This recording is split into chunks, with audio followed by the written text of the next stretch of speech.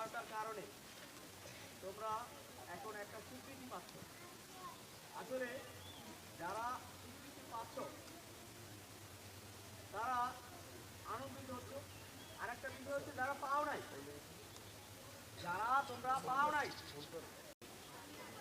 আরেকটা বিষয় দেখো, আর্থিক ব্যাপার আমরা অনেক সময় অনেক কিছু পারি না। তো এই মুসা ভাইয়ের মতো যারাই আছে সমাজে শিক্ষা নিয়ে ভাবে, শিক্ষা নিয়ে চিন্তা করে, তাদের মতো মানুষের জন্য আসলে সমাজের অনেক কিছু এগিয়ে যায়।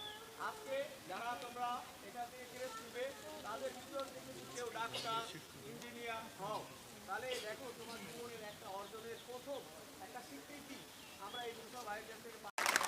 আমরা আশা করি যে আরেকটা বিষয় হলো যে এই যে ক্রেসটা উনি তোমাদেরকে দিচ্ছে, এটা কিন্তু আসলে আমরা কোনো শিক্ষক ওনাকে বলি নাই। উনি কিন্তু নিজের উদ্যোগে নিজে আমাকে এবং হেড স্যারের সাথে কথা বলে, ঠিক আছে, নিজের উদ্যোগে এটা উনি এগিয়ে আসছেন।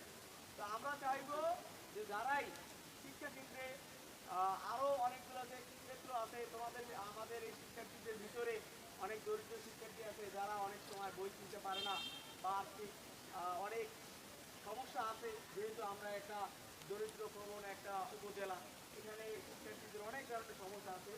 তো যারা শিক্ষা বৃত্তি এরকম কিছু বড় পরীক্ষা